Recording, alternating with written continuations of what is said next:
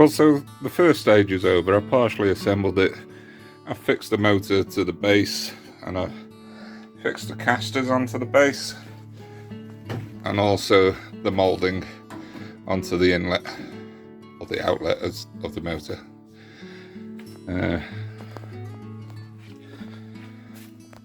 We've got the large separator to fit and a few brackets, etc. The instruction book, really simple, nice pictures, but unfortunately the text and the drawings don't suggest what type of bolts, screws, washers go in or how they fit, and I was left using really the technical drawing or the parts drawing. And if you try and see if that focuses, what washers required and what nuts required, it's really quite difficult, albeit it shows nuts and washers and it gives you the number coding as you would expect. Number coding on the back doesn't give you a description, it just gives you a part number. Well, I'm back out in the garage and just trying to assemble as much as I can. It's proving a bit tricky in the space that I've got. No idea how this is going to fit in the garage. Let's crack on. Well, it's proven interesting, and boy is it tall. I didn't expect it to be so tall. Nearly done. Well, initially I really struggled to get the bag on because the banding didn't fit in the hole that's cut in the canvas.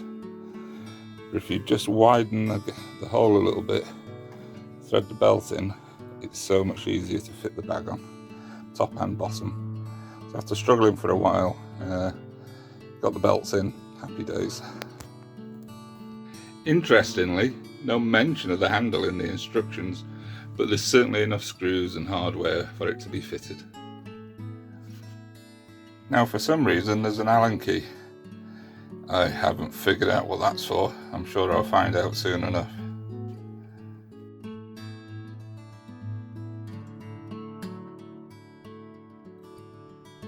Trouble is it doesn't fit. Just doesn't fit.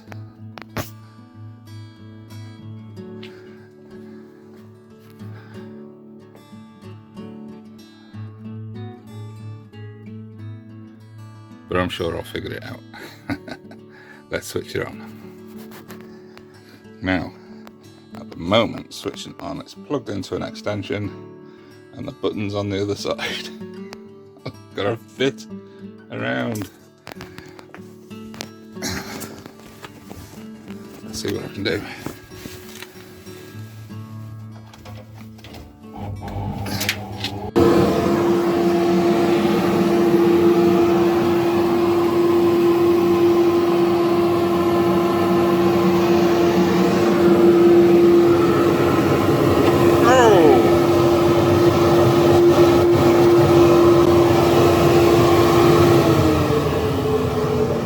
I've managed to get the machine into the garage eventually. It's a bit of a squeeze. It's a bit bigger than I thought.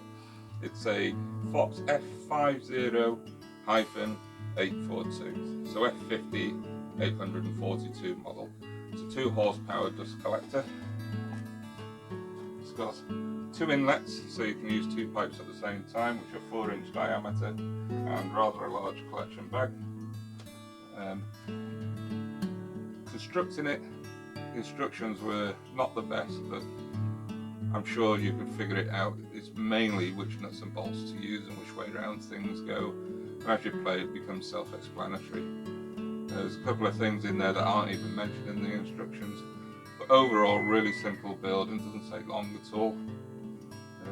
I've got nothing to compare it with other than a shock pack, so my view is it's really powerful and ideal for what I needed.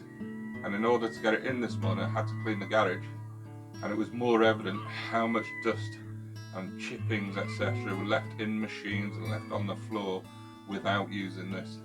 So I'm really looking forward to putting it into use in the garage, and I think it'd be a lot cleaner and a lot healthier for my lungs, etc. Even though I've recently purchased an air filter, I think this will save half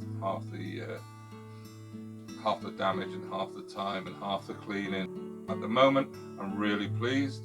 It's as powerful as I need in my garage. On the downside, it feels relatively flimsy when you're moving it by the handle on the side here. But I've not really had a problem. I guess the problem might come when the bag's full at the bottom and it weighs a bit heavier. But the wheels are really good. It moves very easily. It feels quite light to the move. My concern is that over a period of time these brackets may bend.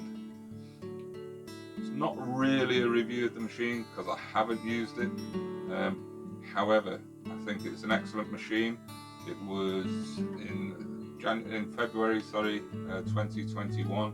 It was £250 in the UK, and for me it's suitable for the hobbyist.